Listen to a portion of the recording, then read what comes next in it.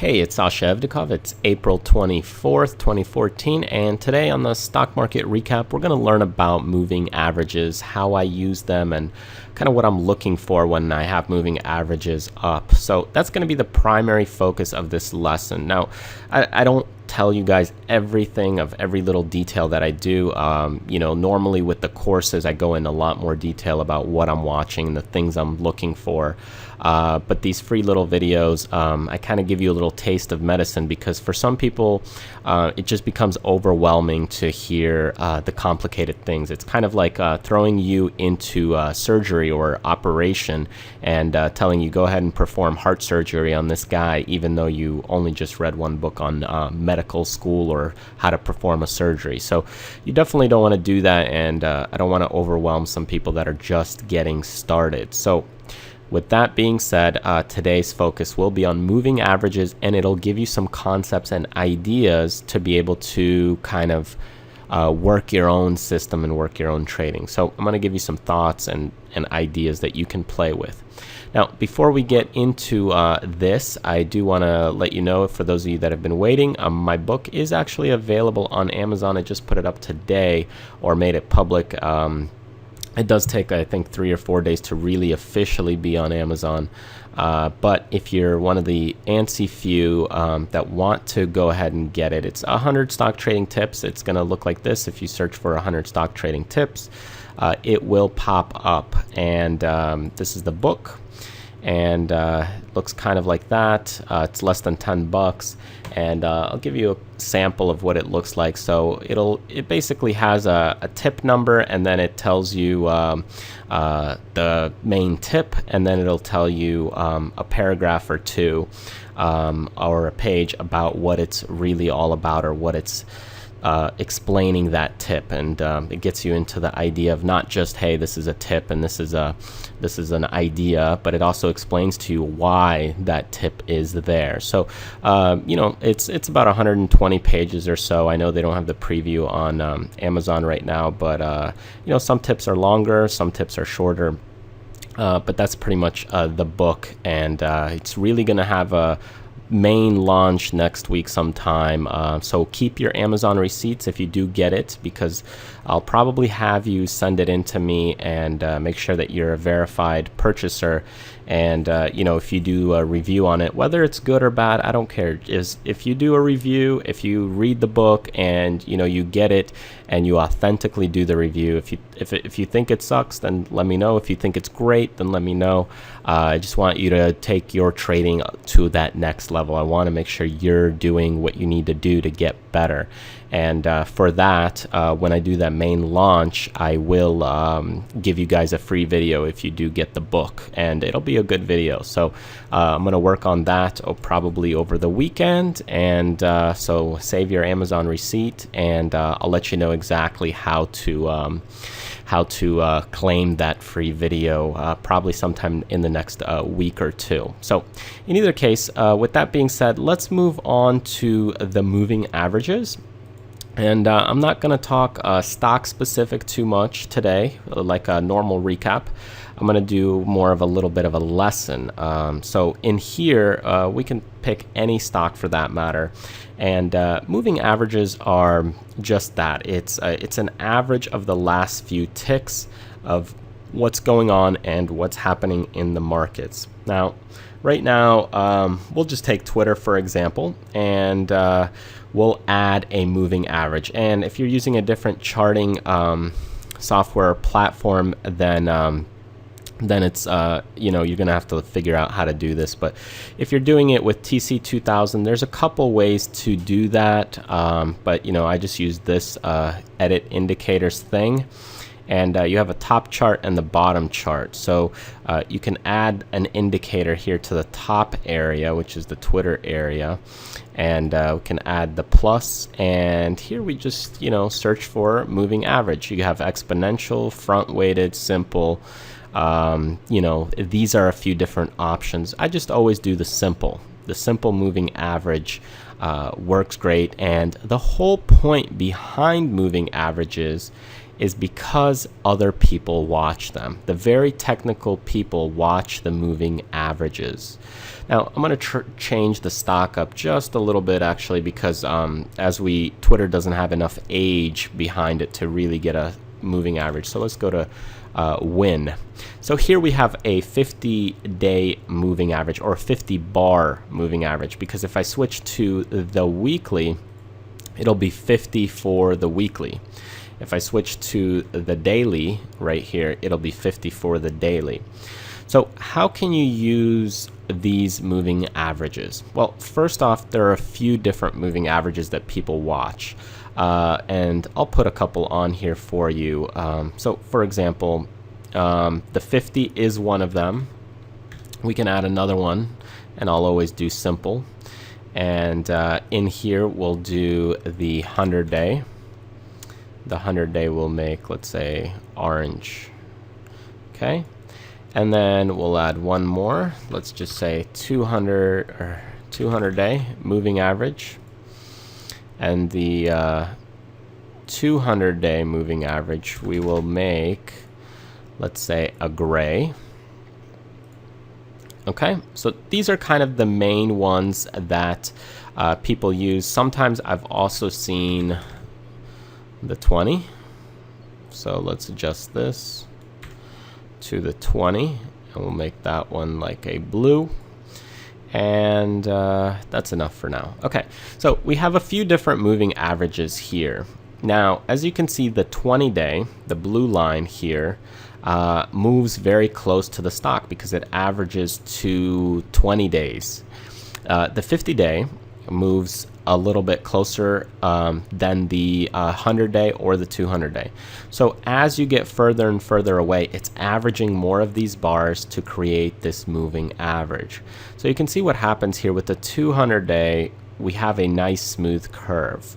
With the 100-day, we have still a fairly smooth curve, but it has some ridges that come in.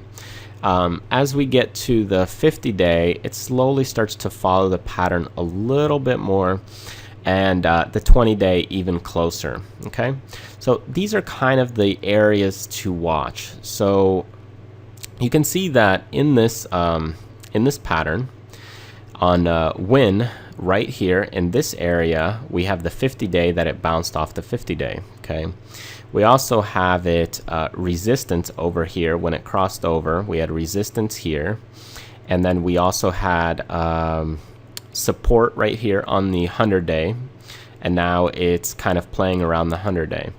Our 20-day is had many different opportunities. So it had support here, broke it, then it came back up, and then it had a little support there, resistance here, tried to go up, and then it went down, tried to go up, came down, and it's been following that pretty much.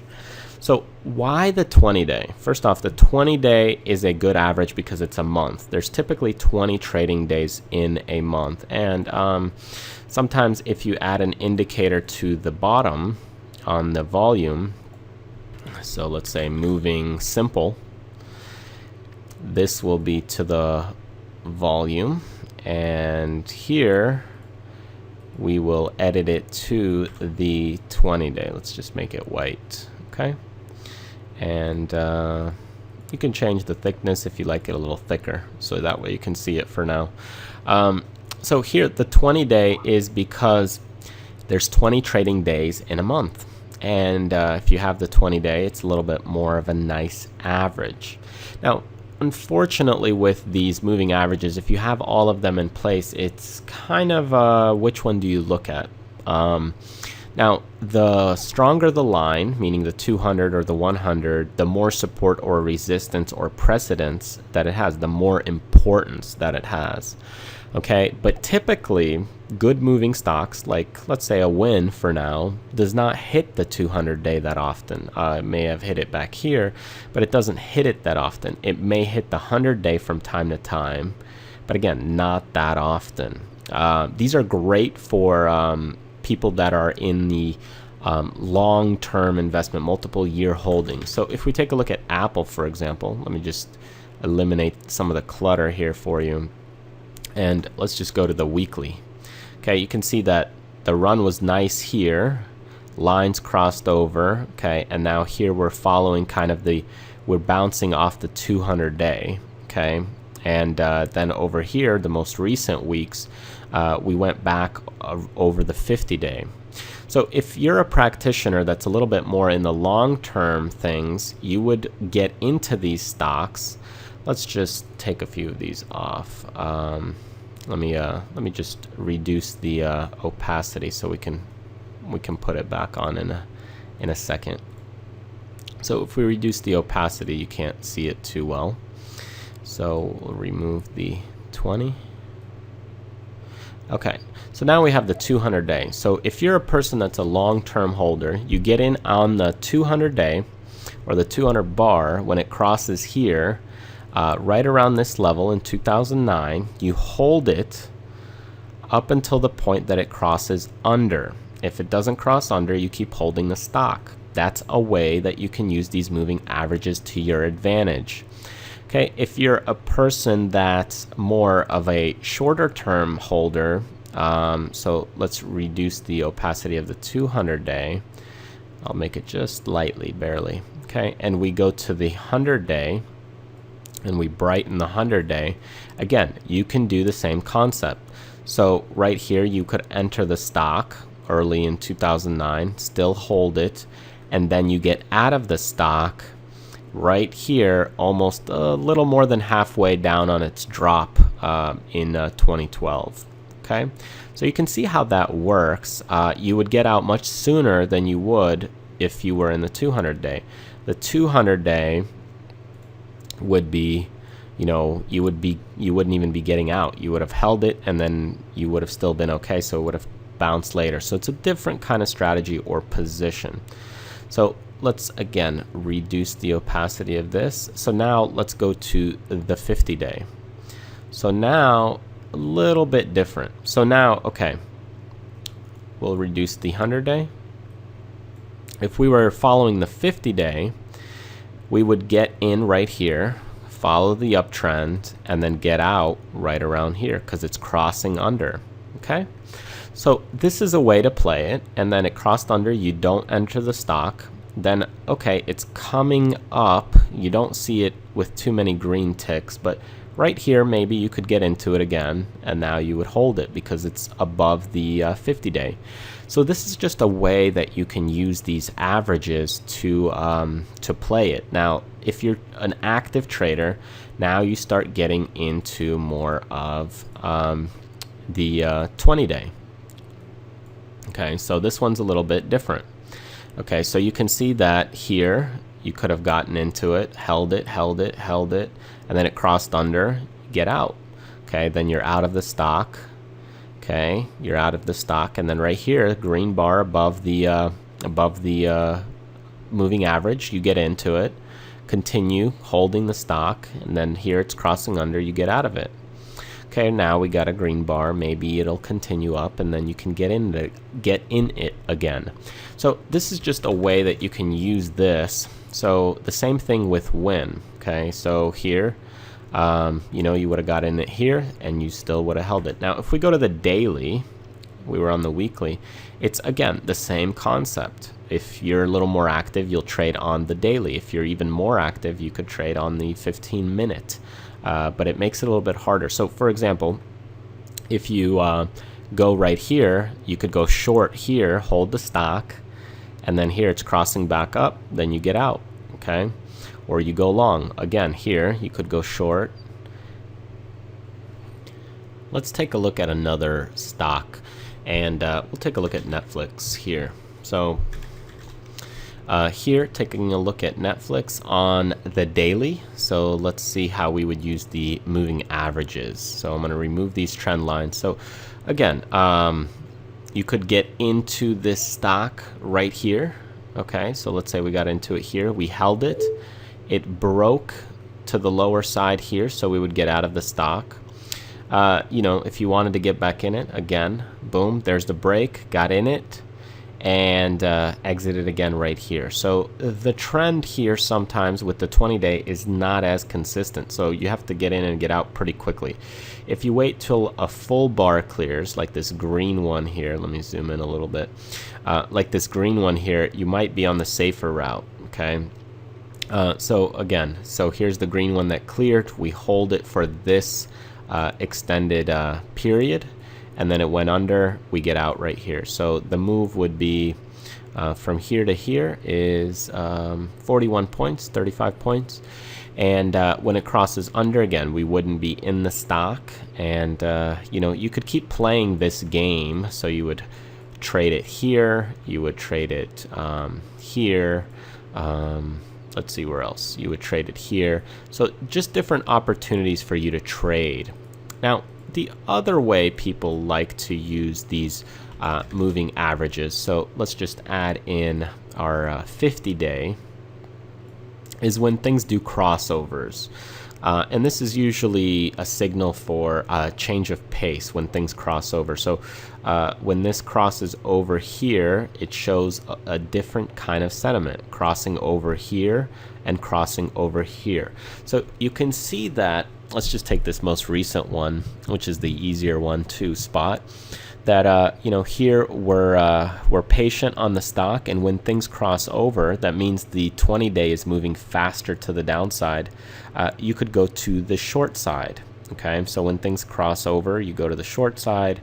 Obviously you would be a little late to the party because moving averages are lagging indicators, so they're always a little behind. That's why I always focus a little more on the volume rather than the moving averages. In fact, I don't look at these things too often. I will scan things, but just kind of more so for the direction and where things are heading rather than my trade signals. So here things are crossing over, and then you could get in it right here to the short side and play that and stay to the yellow line. And you can see here is the resistance. You could add to this position to the short, and it continues lower.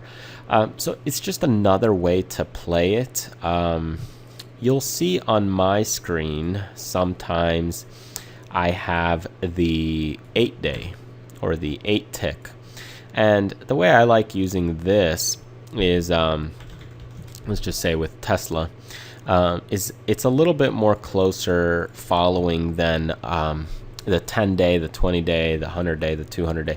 It's pretty close, but what I tend to see is, since I tend to hold stocks for a couple weeks, maybe a month, I don't hold them for many years, which something like the 200-day would be great for, or the 200 tick. So I could get in the stock here and use it as a signal if I wanted to, and then depending on the price action, I can set up my support lines and see where it's holding. So if I got in it right there, you can see that it held that support line. I use my brain. I don't just listen to the indicator. I use my brain and I look, oh, okay, it's going more to the upside. Okay, so I'll keep it and I'll continue holding it for this trend line. And then here now it's pulling back. So if it crosses under and I see, okay, the trend is going lower, I know there's a gap here. Okay, we have this right here. So I could hold it till this point, and once it gets in the gap, I'm out, because I keep raising my stop. So it's just another way to use the indicator. The 8 is a little bit faster paced trading. The 10 or the 20 is a little bit slower trading, meaning you're holding positions for longer.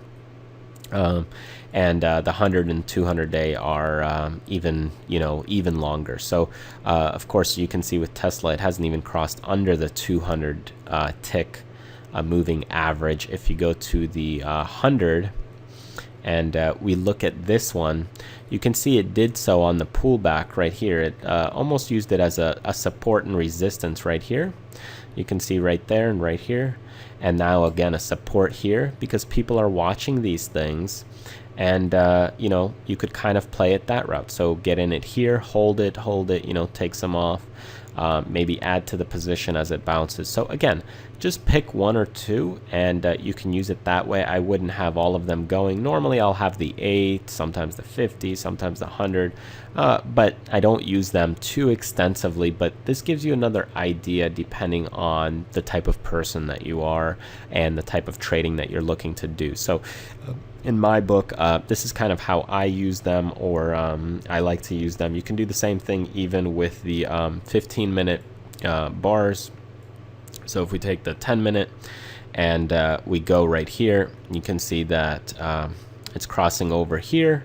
And let's just say we go to not the 100-day, but we go to the 8-day or the 8 tick, and right here. So it's crossing up. I'll get in, can hold it. You know, again, you're using your brain that, okay, this is a consolidation pattern, continues. And, you know, again, you can use this then as support. And then when it gets under that, you're out. Okay, so you could use it as an entry signal. You could use it as a exit signal. You can use it as both signals, meaning I get in here and I'm out here the minute it goes under. Or I short sell it here, and the minute it pops here, I'm back out. So again, as you start changing these, you know, as we start adjusting, you can slowly start to see what works for you, how much you want to be in the trade. So let's say the 20-day, if you like the 20-day, you would enter here, hold it, and then maybe get out right there. You know, so it just gives you some concepts to play with. Okay, I hope that was helpful. Like I said, check out the book if you're interested in the book.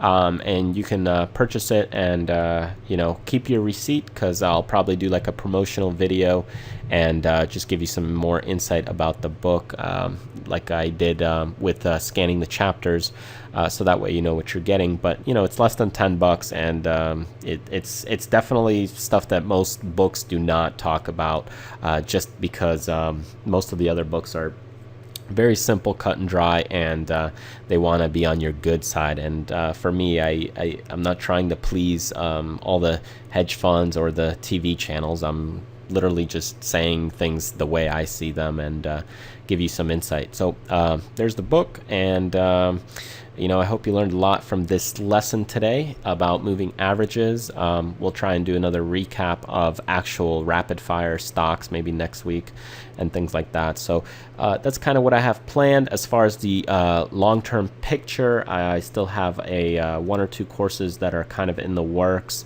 for swing trading, intense course for that matter, probably 10-15 DVDs or 15 hours of training.